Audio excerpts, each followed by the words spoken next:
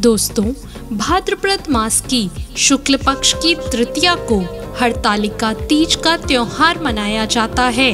इस दिन सुहागन महिलाएं पति की लंबी उम्र के लिए व्रत रखती हैं। से पहले इस व्रत को माता पार्वती ने भगवान शिव के लिए रखा था।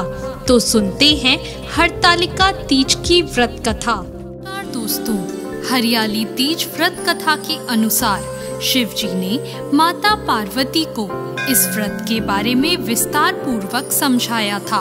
माँ गौरा ने माता पार्वती के रूप में हिमालय के घर जन्म लिया था।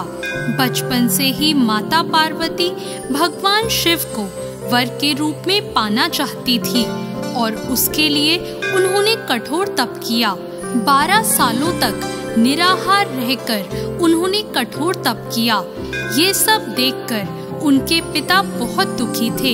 एक दिन नारद जी ने उनके पिता से आकर कहा कि पार्वती के कठोर तप से प्रसन्न होकर भगवान विष्णु आपकी पुत्री से विवाह करना चाहते हैं। नारद मुनि की बात सुनकर महाराज हिमालय बहुत प्रसन्न हुए। उधर भगवान विष्णु के सामने जाकर नारद मुनि बोले, महाराज, हिमालय अपनी पुत्री पार्वती का विवाह आपसे करवाना चाहते हैं। भगवान विष्णु ने भी इसकी अनुमति दे दी। फिर माता पार्वती के पास जाकर नारद जी ने इसकी सूचना दी कि आपके पिता ने आपका विवाह भगवान विष्णु से तय कर दिया है। यह सुनकर माता पार्वती बहुत निराश हुई। उन्होंने अपनी सखी को बताया कि वो भगवान शिव को पाने के लिए ये व्रत कर रही हैं। माता पार्वती की इच्छा अनुसार उनके पिता महाराज हिमालय की नजरों से बचाकर उनकी सखियां माता पार्वती को घने सुनसान जंगल में स्थित एक गुफा में छोड़ आई।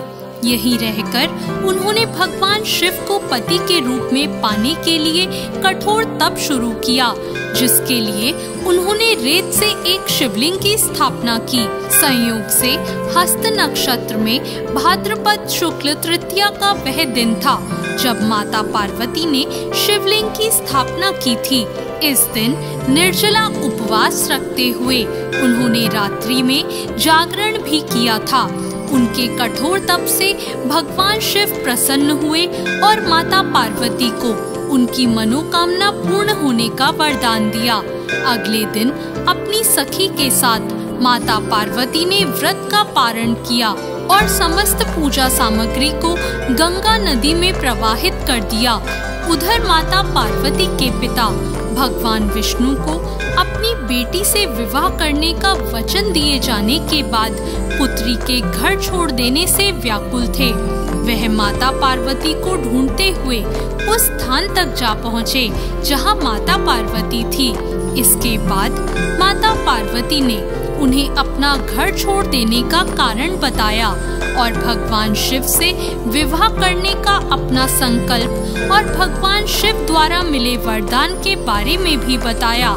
इसके बाद माता पार्वती के पिता हिमालय ने भगवान विष्णु से माफी मांगी और वे भगवान शिव के साथ माता पार्वती के विवाह के लिए राजी हो गए।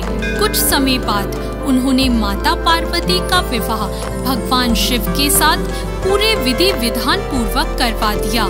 मान्यता है कि इस दिन जो महिलाएं विधि विधान पूर्वक और पूर्ण निष्ठा से इस व्रत को करती हैं, वे मन चाहे वर को प्राप्त करती हैं। साथ ही यह पर्व दाम्पत्य जीवन में खुशी बरकरार रखने के उद्देश्य से भी मनाया जाता है।